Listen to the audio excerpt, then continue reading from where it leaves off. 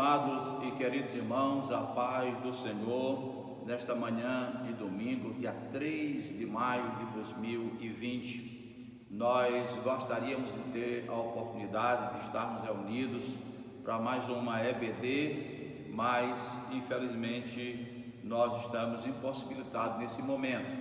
Mas eu quero convidar os irmãos que estão em casa, nos acompanhando através da rede social, que o irmão acompanhe a leitura, acompanhe o trabalho que vai ser feito e que esta palavra que nós vamos transmitir possa alcançar você, o seu coração, sua família.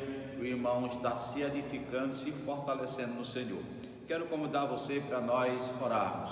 Bendito Deus, nosso eterno Pai, te louvamos e glorificamos o teu nome, Senhor. Quando vamos falar a tua palavra, abençoa cada um de nós, nos abençoa de uma forma especial com a tua presença neste lugar. Abençoa também a irmã Camila, que nos ajuda, Senhor, para a tua glória e o teu louvor. Nós te pedimos em nome de Jesus. Amém.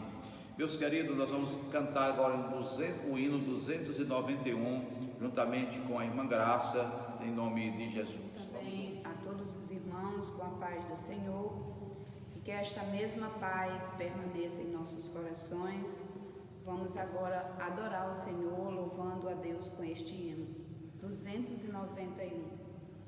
O de cruz erigiu, dela o dia fugiu, como emblema de vergonha e dor. Mas contempla esta cruz, porque nela Jesus deu a vida por mim, pecador. Sim, eu amo a mensagem da cruz, até morrer eu a vou proclamar. Levarei eu também minha cruz, até por uma coroa trocar. Desde a glória dos céus, o Cordeiro de Deus ao Calvário humilhante baixou. Essa cruz tem pra mim atrativos sem fim, porque nela Jesus me salvou. Se eu amo a mensagem da cruz, até morrer eu a vou proclamar. Levarei eu também minha cruz, até por uma coroa trocar. Nesta cruz padeceu e por mim já morreu, meu Jesus, para dar-me o perdão. Eu me alegro na cruz, dela vem graça e luz para minha santificação. Sim, eu amo a mensagem da cruz, até morrer eu a vou proclamar. Levarei eu também minha cruz, até por uma coroa trocar. Eu aqui com Jesus, a vergonha da cruz, quero sempre levar e sofrer. Cristo vem me buscar e com ele no lar uma parte da glória de ter. Sim, eu amo a mensagem da cruz, até morrer eu a vou proclamar. Levarei eu também minha cruz, até por uma coroa trocar. Amém, Jesus. Meus irmãos, graças a Deus por esta oportunidade. Eu gostaria de pedir aos irmãos que você que está aí nos acompanhando, pegue a sua lição e vamos fazer aqui um breve comentário. Nosso tempo aqui é muito resumido. A Camila vai nos avisar quantos minutos nós temos ainda, para que a gente medite na palavra de Deus. Hoje, meus irmãos, nós temos a oportunidade de estar meditando, de estar observando a lição de número 5, que tem como tema libertos do pecado para uma nova vida em Cristo. Isso é um privilégio muito grande, quando a Bíblia diz que nós éramos escravos do pecado, mas hoje somos libertos do pecado para uma nova vida em Cristo.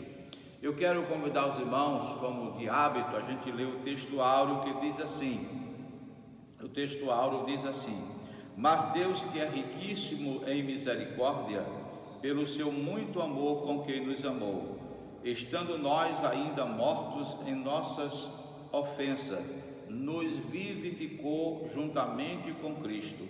Efésios, capítulo de número 2, versículos 4 e 5, você encontra esse texto.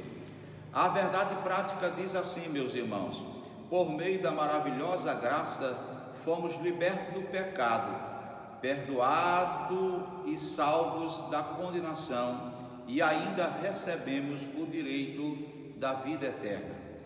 Somente essa expressão, esta frase, esse texto da verdade prática, daria para a gente fazer um sermão de muitos minutos, ou alguns sermões, se fosse o caso. Mas como nós temos aqui a lição, eu gostaria de chamar a sua atenção. O texto, Efésios capítulo 2, versículos 1 a 10, nós encontramos aqui algo interessante para a gente meditar. Mas eu quero que o irmão,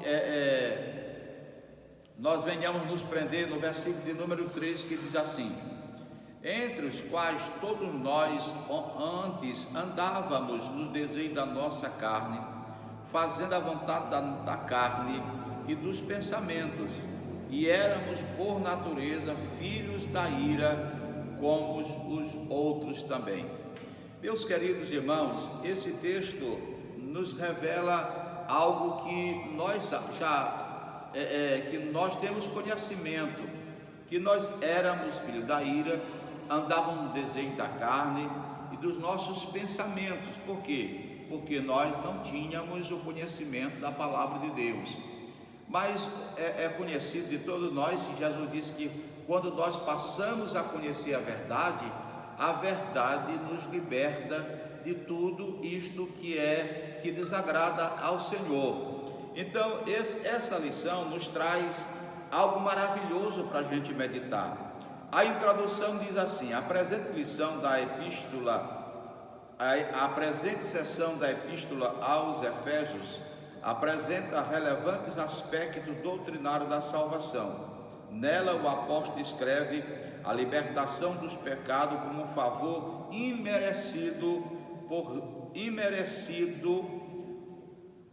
liberto do pecado, imerecido, dados por Deus aos salvos, a fim de que eles desfrutem de uma nova vida em Cristo Jesus. Louvado seja Deus. Então, esta introdução, ela faz uma alusão, ela abre um leque para a gente entender o que a finalidade, ou qual é o significado desse tema: liberto do pecado para uma nova vida em Cristo Jesus. Primeiro subtema diz: a natureza morta em ofensas e pecados. Nós vivíamos uma natureza morta espiritualmente. Significa dizer que nós estávamos separados da comunhão com Deus. Nós não tínhamos nenhuma aproximação com Ele, estávamos afastados. Mas aqui diz, no início da epístola, o apóstolo Paulo relembra que antes da regeneração andavam mortos em nossas ofensas e pecados, e eram por natureza filhos da ira. Primeiro tópico do primeiro subtema diz: e nos vivificou, estando nós mortos em ofensas e pecado. Diz o primeiro versículo, a palavra ofensa, no grego, parapitomas, tem um sentido de passo a passo, de passo em falso, de forma deliberada.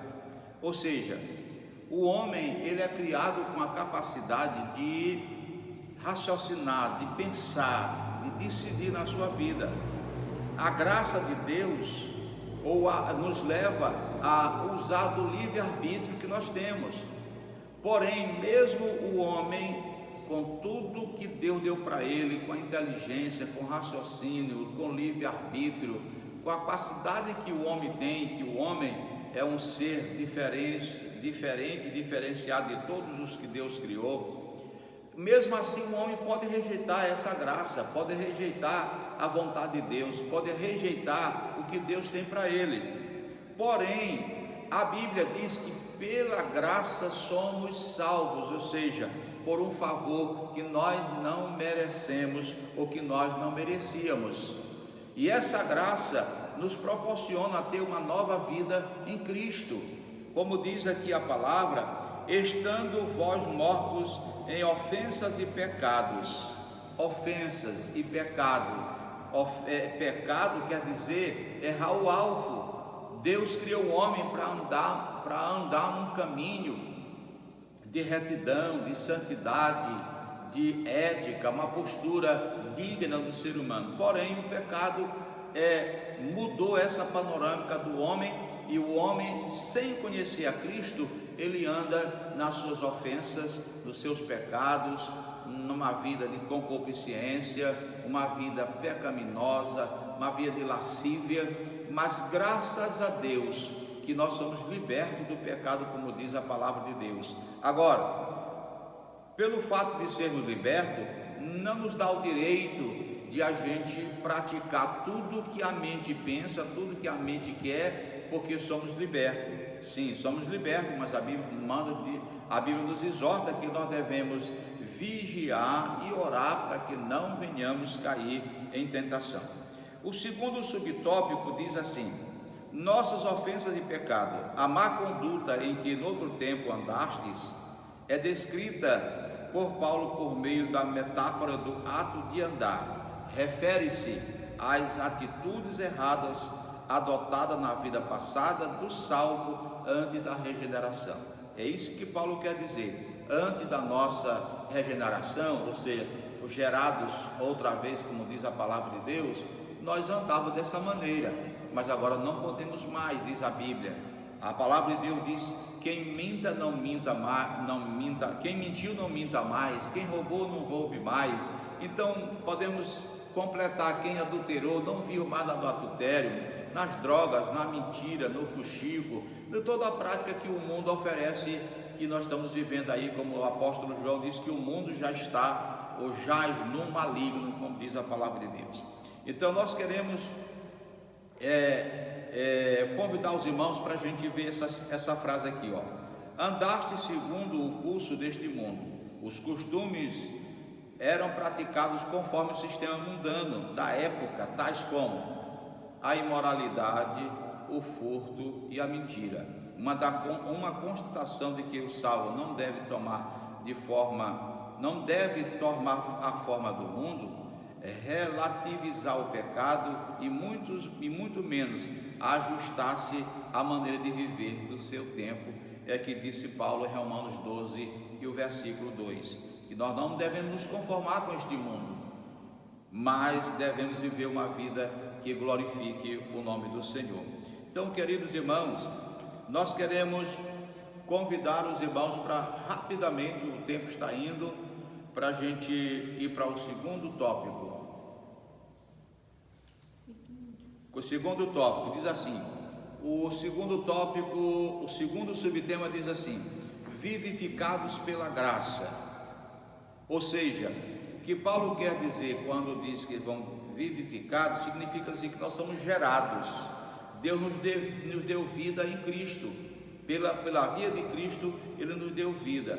Primeiro subtópico diz assim: alcançados pela misericórdia e pelo amor divino. Após constatar a situação da humanidade sobre a ira de Deus, Paulo passa a descrever os atos divinos de amor e de misericórdia que altera o quadro caótico da raça humana. Começando com uma conjunção adversativa, o apóstolo declara exultante: mas Deus, que é riquíssimo em misericórdia, pelo seu amor, pelo seu muito amor com que nos amou. Efésios 2:4. O ato de misericórdia implica compaixão e simpatia para com os indignos. Romanos 11:30-32. A carta aos Efésios ensina que, ao prover à humanidade o meio de escape pela merecida ira, Deus se mostra apenas misericordioso. Deus não se mostra apenas misericordioso, mas abundante em misericórdia. Meus irmãos, essa expressão riquíssima em misericórdia ou abundante em misericórdia significa dizer que a misericórdia de Deus, ela não é muitas vezes compreensível. Não temos como dimensionar essa misericórdia. E aí Jesus disse em João 3,16: de tal maneira que nos alcançou, que nos libertou, que nos vivificou, que nos deu vida, que nos deu promessa, que transformou nossas vidas em uma nova criatura. Então essa expressão é uma expressão, se nós tivermos uma compreensão, nós vamos ter motivos para sempre estar alegre, feliz, glorificando a Deus, sendo fiel a Deus, buscando a Deus de todo o nosso coração, como diz a palavra de Deus. Essa frase quer dizer que nascemos de novo, não estamos mais mortos, pois Cristo nos deu vida outra vez. Nós éramos mortos no pecado, mas Cristo nos deu vida outra vez. Terceiro subtópico diz assim: exaltado pela graça, o apóstolo dos gentios ainda destaca que o poder de Deus nos ressuscitou juntamente. Então nos deu vida, ele nos ressuscitou, e essa ressurreição e a vida eterna, ela é uma espécie de um galardão que nós não merecíamos. Ninguém tira condições. O apóstolo Paulo diz que pela graça somos salvos, e a graça é um favor que nós merecemos. Ele nos deu vida com Cristo, nos ressuscitou dos mortos, de entre os mortos, como diz a palavra, nos deu vida em Cristo, nos deu salvação. Enfim, nós devemos, meus irmãos, meditar e agradecer a Deus, louvar o nome do Senhor, porque Deus, Ele é misericordioso, em que nós não sabemos compreender. Desse modo, ratificamos que a salvação e seus privilégios são conferidos pela imensurável graça de Deus, o favor divino imerecido. Entenderam aqui? O favor divino que nós não merecíamos, mas Deus, aprove a Deus nos alcançar por esse favor. O terceiro ponto da lição, o terceiro subtema: a salvação não vem das obras. Está entendendo? Ninguém pode dizer: eu sou salvo porque eu sou correto, eu sou salvo porque eu sou direito, eu sou salvo porque sou ético, eu sou salvo porque sou respeitador, eu sou salvo por isso, por aquilo. O cristão, toda pessoa que é crente, salvo na pessoa de Jesus, que é um discípulo de Jesus, ele é plenamente consciente e convicto de que ele é salvo pela graça que Deus se manifestou, não por obra do ser humano, não, mas pela graça de Deus, pela graça de Deus. A palavra graça é traduzida do grego charis, que significa favor imerecido. Então esse favor imerecido nós alcançamos pela misericórdia de Deus. A graça, o favor, a misericórdia nos alcançou, e nós queremos nesta hora glorificar o nome do Senhor. Segundo subtópico: obras como evidência de salvação. Ninguém pode ser salvo pelas obras, mas todo crente salvo tem que ter boas obras para glorificar o nome do Senhor. Esta lição nós vamos levar às 9 horas. Irmã Camila vai colocar aí na rede social 9 horas, e o irmão medite. É claro que é muito difícil a gente ter como fazer um resumo assim, de todo um conteúdo que é para 40, 50, 60 minutos de aula, e a gente fazer em 10, 12. Então eu peço desculpa aos irmãos, aqueles que faltou alguma compreensão, compreender alguma coisa. O irmão pode nos procurar, ligar, pastor, não entendi isso aqui, a gente vai poder ajudar, em nome de Jesus, tá bom? Eu quero fazer uma oração por você e pedir que Deus continue derramando sobre você a sua graça e que tenhamos um dia abençoado. Bendito Deus, nosso Pai, abençoa as nossas vidas, alegra o nosso coração, Senhor, que a tua palavra possa alcançar os irmãos que estão sintonizados nesta via de comunicação, e que possamos compreender a tua palavra e praticar a tua palavra e glorificar o teu nome, em nome de Jesus. Amém.